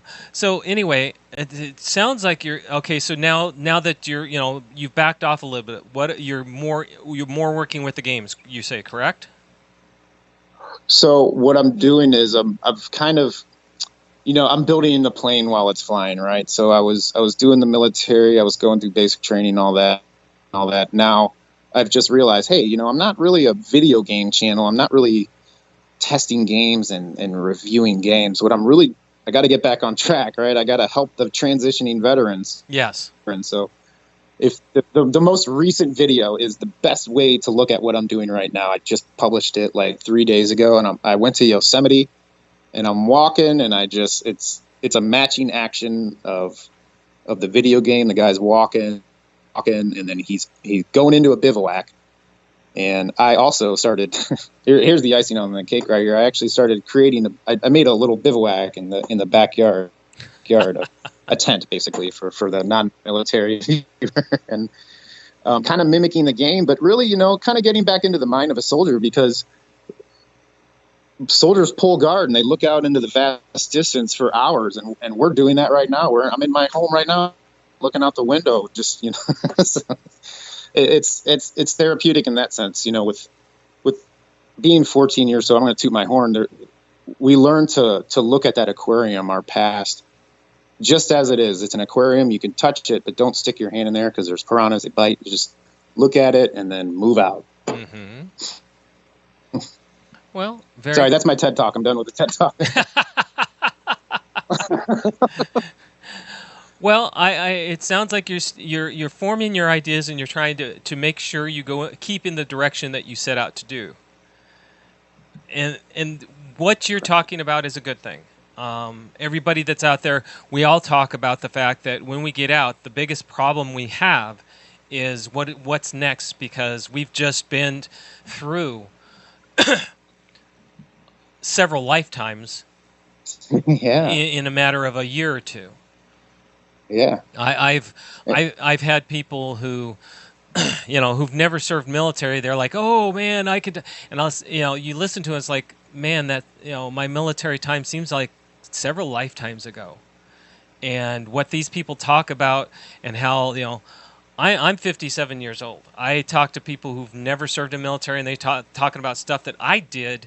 They're coming to conclusions about life that I did when I was 19 and 20. Right. Right.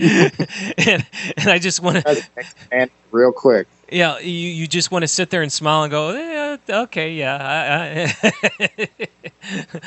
I don't want to tell you this, but man, you're way behind the curve with me.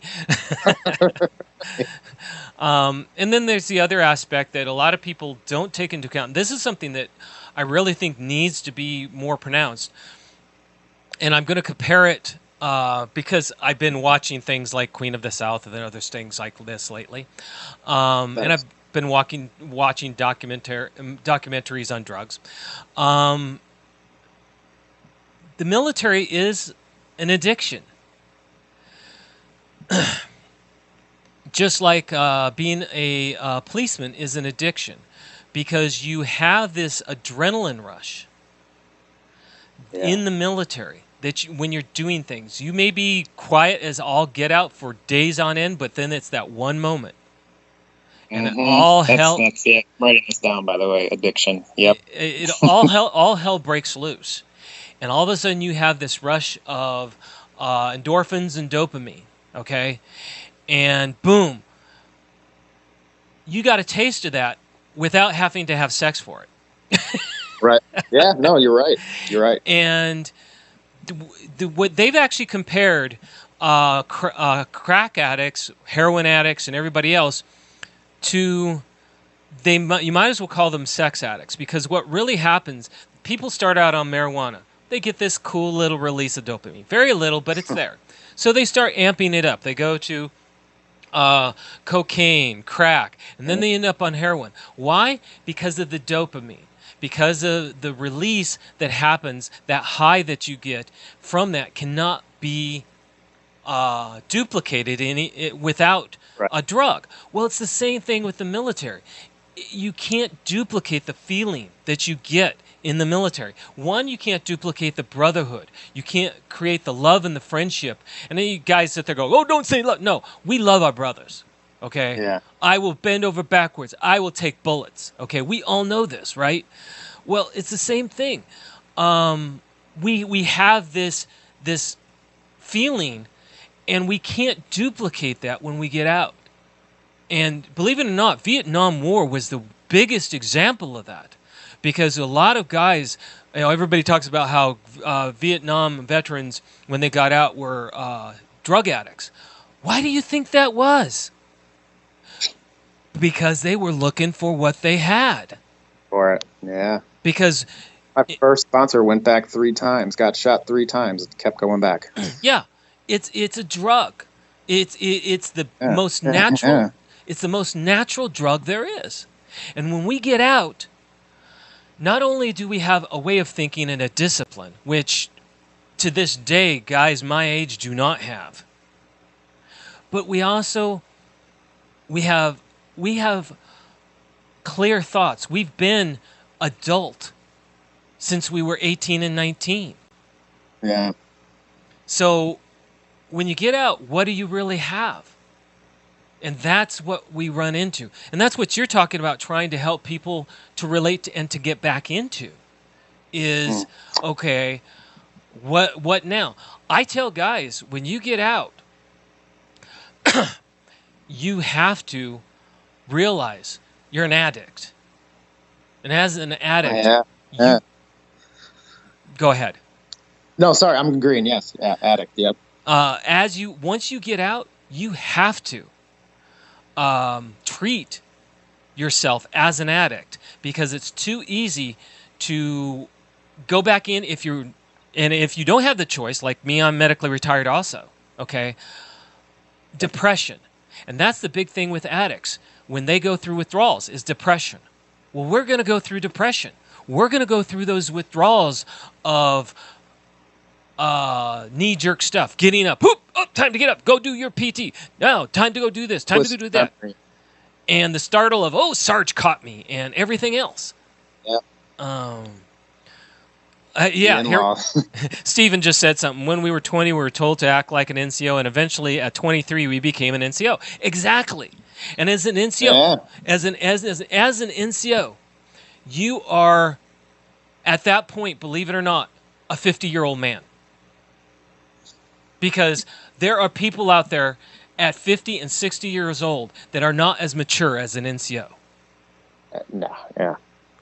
And I don't know the comparisons to officers, because I go with the whole thing that officers are just a bunch of frat boys with uniforms. But yeah.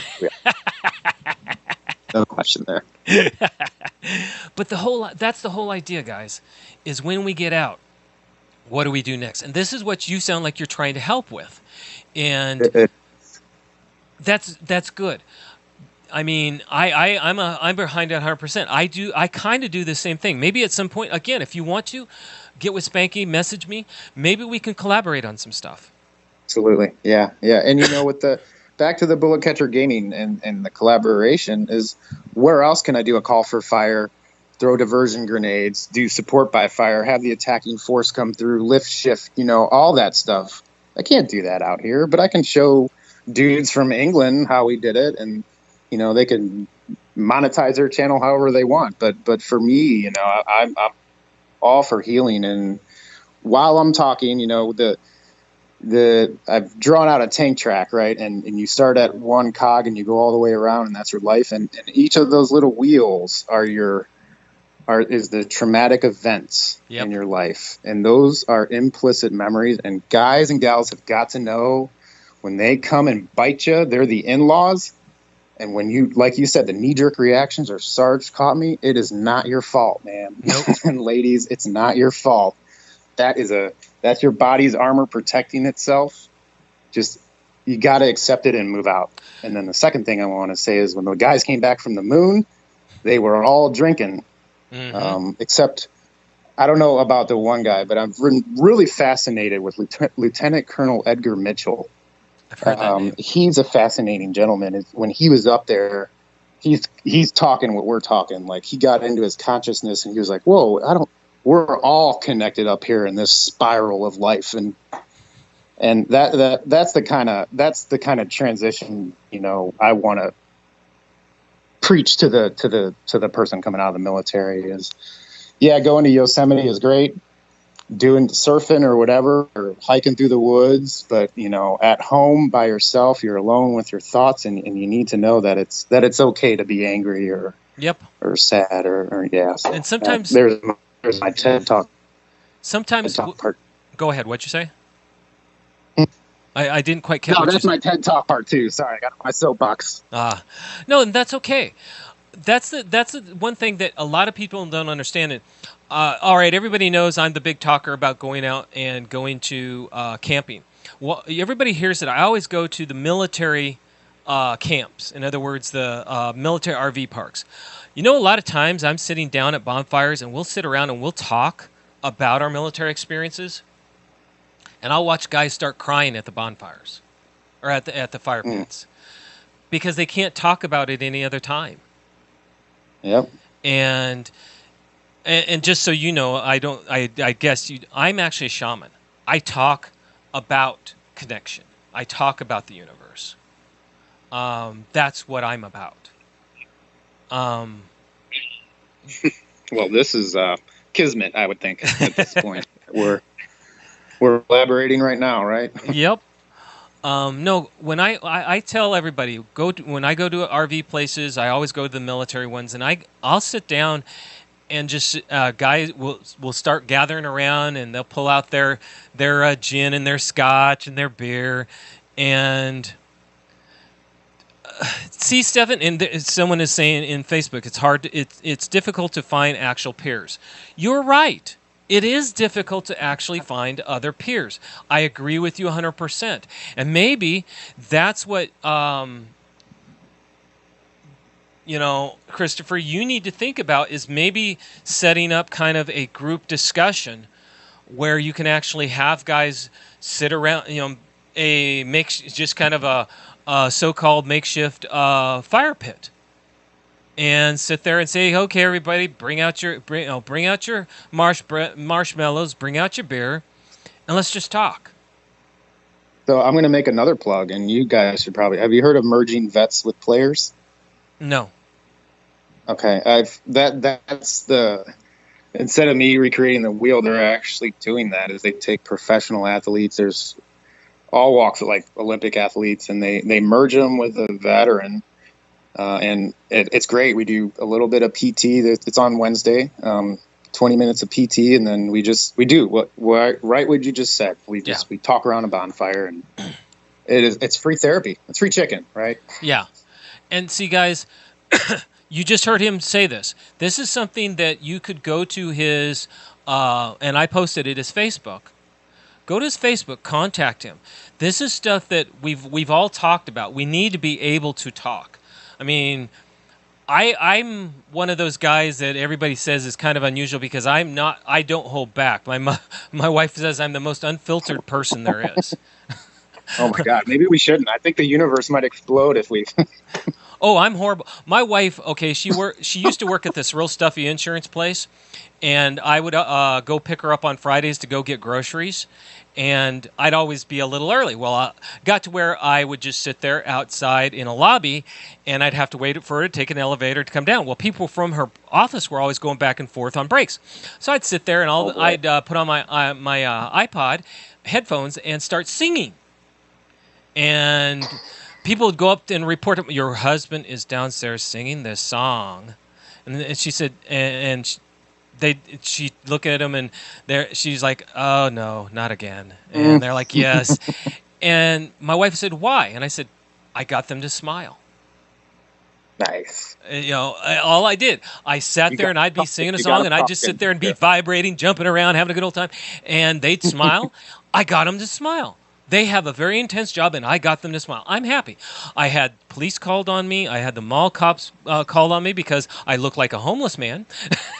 But I had fun. And so I'm very unfiltered. And that's the way I believe is if you can't be who you are, if you can't be true, and you can't be fact, then who are you? Right. Wall knows me. And extroverts are perfect for what we're doing. We talk, we put it out there, and all the introverts and other people can, Yeah. Oh, I was a psychiatric specialist and a medic in the Army. I used to work in psych in the Army. Nice. And I was a medic. And my medic side is where I ended up being medically retired. So, no, I see what you're talking about. And maybe this is stuff you need to put on your Facebook and promote this. Because you just talked about the doing the PT thing. Well, I've never heard of it, okay? I haven't heard of WTF promoting something like this. So maybe that's something that you could send to Spanky and say, hey, did you hear about this? Because vets need to hear this type of stuff. We're a promoter.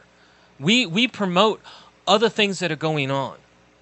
Yeah. And what you're doing, you need to what you've been talking about, the fact that you are trying to promote alternative and you're trying to promote talking about stuff. That is needed. And you found your way, and hopefully others look at your way and say that's what, because I always say there's 1,000,001 ways to do something. It doesn't matter how you get there as long as you do it. Well, it's the same thing with psychology, PTSD, so on and so forth. There's 1,000,001 ways to get to the end goal. And depending on your personality and everything else is how you're going to get there. As long as you get there. I need people to join me because I know I'm going to plateau on this. I'm going to be like, oh, God, 22 cat cows. What's it going to do? Wake up my...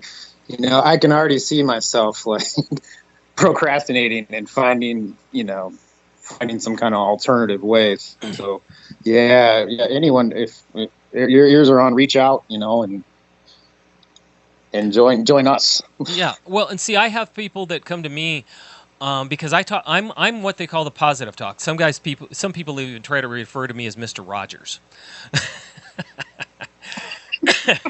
Okay. I'm positive talk. I believe if you talk positive, even if you may not believe it at the time, eventually you'll start believing it because you hear it. And when you speak, it comes to you in 3 ways. So therefore, talk. Talk positive. It eventually becomes positive, and eventually you become positive. Brilliant. And I laughed at the Mr. Rogers because I was looking for a theme and all that, and I was like, you know what, I should just be myself. So I'm basically like Delilah and the Punisher all in one. I'm completely Mr. Rogers. Everybody pulls back if I even say a swear word. I feel like when Mr. or Captain America, didn't he say damn at one point, and everyone was on the radio like, wait, what? Oh yeah, I actually caught it when I actually said that word once. So I will watch my language. Oh no, you can say it. It's just not me. And it's not because I believe in positive expression and positive emotions. And that's what I try to emanate. And that's what I emanate to those who listen to me. With what you talk about and what you're trying to do, expand. Find more and more and expand your routine, or at least expand to where you offer more. Because it sounds like you've got a good start, a really good start. And expand. If you've got a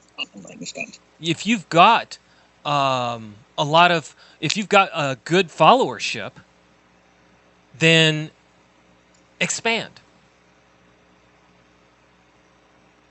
I will. Thanks. I needed to hear that. And like I said, you can have Spanky message me, and we can link up because, hey, how you doing, Doc? Good to see you. How you feeling today, bud? That's the type of thing that I hope I'm not taking away wind from what you're trying to accomplish as much as I'm trying to encourage you, because it sounds like something you need to realize you're needed. You're needed out there. And there's nothing wrong. Go ahead. No, thank you. I'm trying to hold back some tears here, so continue. Many of us out here, we are all trying to help each other, and because we're not in active duty, we're not in the same barracks, we're not in a auditorium being able to shake each other's hands and hug each other.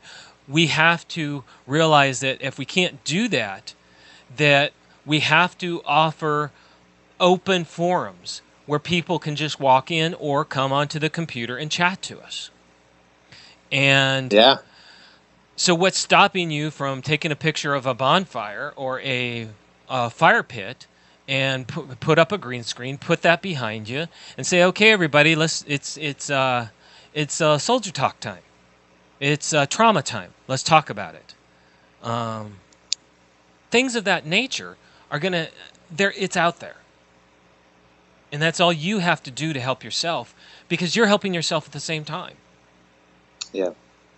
I'm glad to hear that, Doc. And what we talked about earlier with the stimulators, are they still doing good? When you mentioned that, I've been thinking about you ever since, buddy. And I'm so happy that they've been working thus far. One of our guys, he's had problems with seizures, and they couldn't control him. Well, they finally went down to the last ditch. They put in stimulators in his brain, and apparently so far it's working. Oh, good. So I'm going to make a quick plug for my wife. She's a PhD medical researcher at UC Merced. Her sister's pharmaceutical doctor. So if I ever push out any medical or clinical knowledge, it is 100% backed by science. So just wanted to put that out there. Okay, no problem. No, everybody, it sounds to me like Christopher, and I'm going to flash him again here. Not flash him. I'm going to flash up his name. Get your minds out of the dirt, you guys. Still working, brother. It has abort. Oh, Doc. So cool. It's aborted 4 seizures so far. That's excellent. Okay. Nice. Everybody, this is Christopher. And like I said, I put in his description, or in the description of the show, I put in his Facebook page. Go look him up. See what he's got. And if you have ideas or you have wants and needs that maybe he can meet, message him. This is how any of us expand our horizons and expand where we can go to help. So, Thank you. no Thank you problem. for that. I'm glad to hear that you're trying to get that out there, and I'm glad to hear that you're trying to open up to what it is you're trying to accomplish. That's great. And I have to remind myself. In fact, I tell everybody I'm going on vacation because I have to. Once a year, I have to get my head back where I want it. So needed. Because I'm going to go do some meditations. When I come back, I'm going to revamp and start in a direction as a shaman. I'm going to actually open up to classes and start doing classes for people. Okay, I'm in. I'm in. If you're honest, I'm really serious. Give Spanky your information. I'm actually, I need 5 people for my classes. I don't do any more than 5. I have to at least have 2. I've at least got 1, possibly 3. And what I do is 3 off the bat, so we're good. I start out with the basics of all basics. I am a true shaman, and I believe in passing the knowledge. But that's something we can discuss later. Yeah, I was going to say, I'll start talking about planting trees in my backyard with shade and all that, but okay. But everybody, this is who's on the air with me. He is trying to put together people coming in, being able to talk, being able to release. And you guys know I'm wholeheartedly for being able to talk with peers.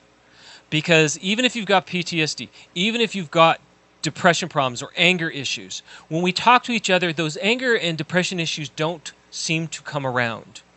They tend to go away because we're talking truth.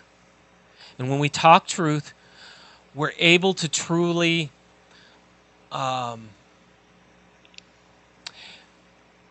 be ourselves. We're not hiding.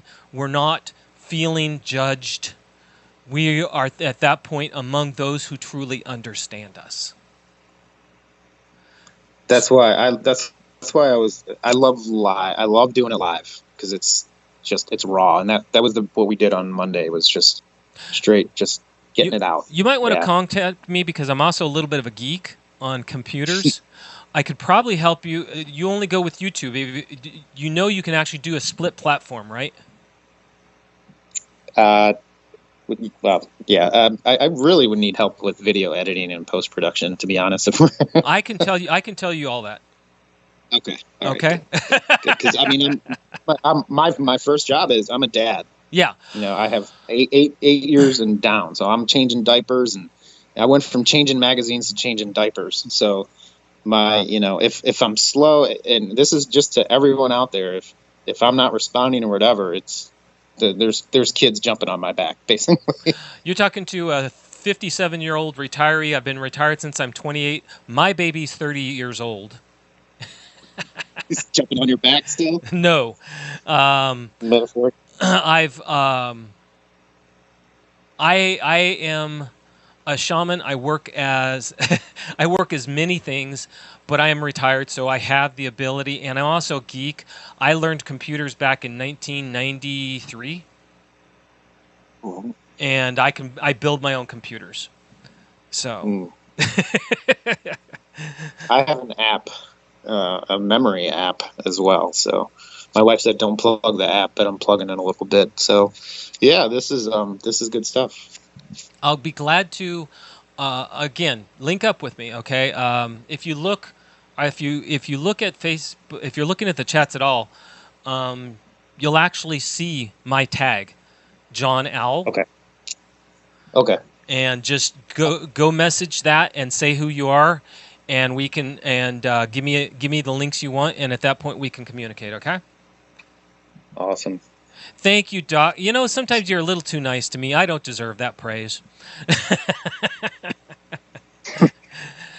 Okay, so guys, this is Christopher. He's trying to help just like those before him on this show. All of us are always trying to help. He's one more way to find a way to help yourself. And I've told you, There's a million different ways to help you. You just have to find the one that works for you. Sounds like his is actually pretty good. It sounds like it's going to be a peer talk, which I think a lot of you would do good with. So keep that in mind, my friends. I think that is actually a great idea, and I think a great way to get some of the emotion and some of the energy behind the bad energy, the negative behind it, out of you. Okay? All right, Christopher. I appreciate you coming on. I hope I didn't drown you out as much. When I find something I like, I try to jump on the box and say, "Okay, everybody, listen." Well, actually, this is perfect because right now the sun is going down, and that was I would get up at sunrise to game for anyone. Really, if someone was going to kill themselves, that's why I was up, because we all get a sunrise and a sunset, and I'm looking at it now. Man, this is just I'm sorry, I'm gonna sound cheesy, but this is just magical, man. I'm sorry. This just like got me motivated beyond words, actually. Well, I'm glad to hear that. I'll end with that. I'm glad to hear that. Christopher, you're more than welcome to message me. We can talk. I think I've got some things that may help, and some things that I'm going to open up about that I can't open up about right now on air. That maybe would be a positive for both of us. Everybody, it is that top of the hour. I'm going to go ahead and let Christopher go. Please plug right now what you want to. Bayonet X Ray, it's on YouTube. Just watch a couple videos. Some are they're really good. Just give it a try, like and subscribe. Hit the subscribe button. That'll help me with future operations. Okay. All right, everybody. Thank you, Christopher. I hope we stay in touch. Yes. And you have a good rest of your evening. And I'm going to go ahead and do house cleaning. Try to enjoy, and we'll talk to you later. All right. See you in the high ground. See you in the high ground. All right, everybody. We are now to that point. It is time for housekeeping. We have guests. On the we got a lot of guests. Holy cow, where did this come from? On the 4th of August, this Tuesday, we have Chab Sibor, president of the Veterans Housing Organization. The Veterans Housing Organization is uniquely equipped to donate cash to every veteran and active service member when buying, renting, or selling real estate. We understand that buying, selling, or renting property can be very stressful, especially for current military members. No matter which state or country, Veterans Housing Organization walks veterans through the real estate process, pairs them with a qualified real estate agent, and monitors the transaction. There's nothing better than putting money into the hands of those men and women. Whether buying, renting, or selling property, the process can financially take its toll. It is our privilege to ease the burden of the nation's heroes. Wow, guys, that actually sounds cool. If you've never gone through buying a house, this would probably, that's something to really look into, because I've bought houses. It ain't easy. Okay. All right. Next Sunday we have a guest, Allison Teague from Roses Unread. Holy cow! Cool. All right, the song that was in the middle of our break, what's the name of that song? Vultures. And at the very beginning, Rapture. She's going to be on. Cool. I love it. Lead singer Allison Teague from Roses Unread will be back on the show to talk about their latest music video, The Ugly Truth. And we've actually played that, and I may try to play it again next week. They released Roses Unread in a rock band from Jackson, Tennessee in 2018. They won Best Metal Band in the Tennessee Music Awards and the Best Rock Group in the Jackson Music Awards. Cool. Guys, be here next week. It'll be fun. Guarantee you. Okay? I actually like some of her music. Okay, 10th of August, Monday, Vice President candidate Spike Cohen of the Libertarian Party. This should be fun. The Libertarian Vice President candidate Spike Cohen will be on to the show to talk about the 2020 presidential campaign with his running mate Joe Jorgensen. Okay. On the 11th of August, Gary Giselle, filmmaker, graphic artist, writer, blogger, and illustrator Gary Giselle will be on the show to talk about his latest work. He is the official cover artist for Warrior Publishing. Army veteran Gary will be was an Army combat medic during the first Gulf War with Medic Platoon HHC, 1st of the 170th Infantry Regulars, 29th Infantry Division Light for AP Hill. And later, the 308th Medical Ambulance out of McClellan Air Force Base. Sounds like we got some guests coming, everybody. Should be good. All right, for those of you that don't know, and we are back to it.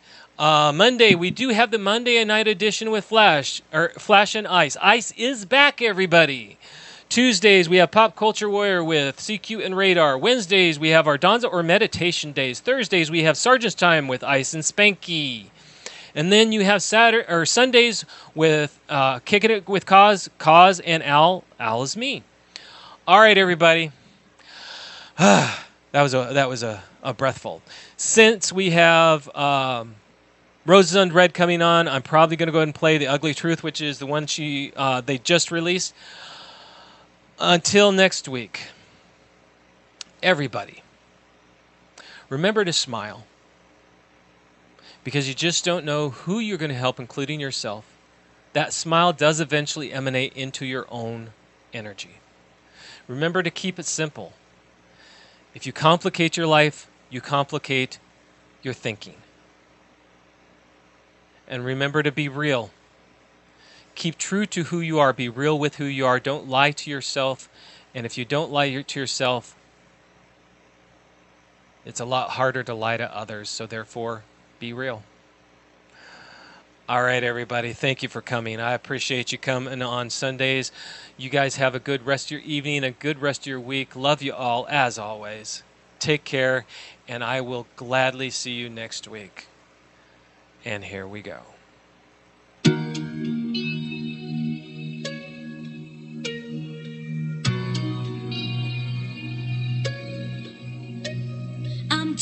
Down to nothing, feeling alone.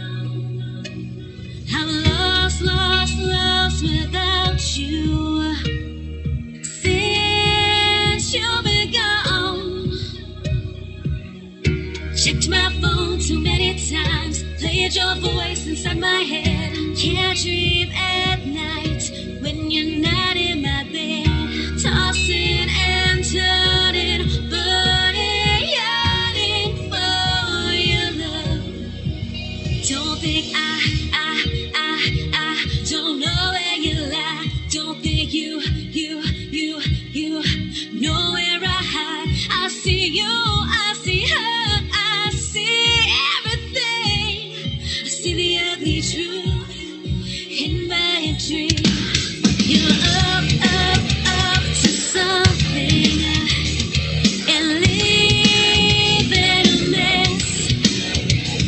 I read those letters where you confessed.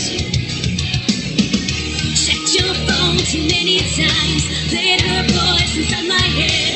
Can't dream at night when she's there in your bed. Tossing and turning, burning, yearning for her love. Don't think I don't know where you lie. Don't think you know where I hide. I see you, I see her, I see everything. I see the ugly truth in my dream. Don't think I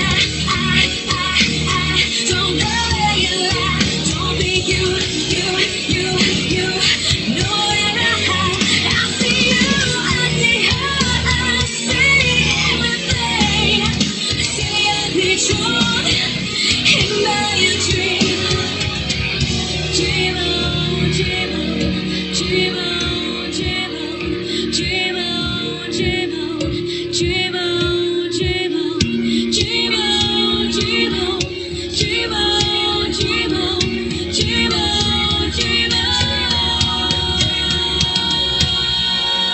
Don't think I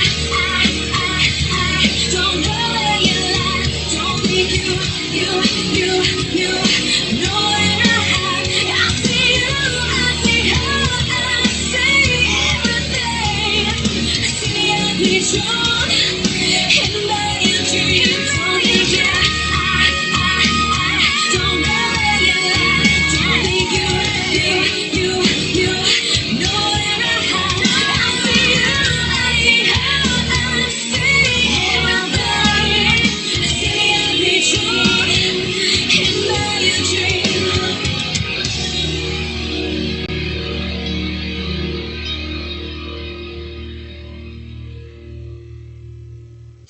WTF Nation Radio.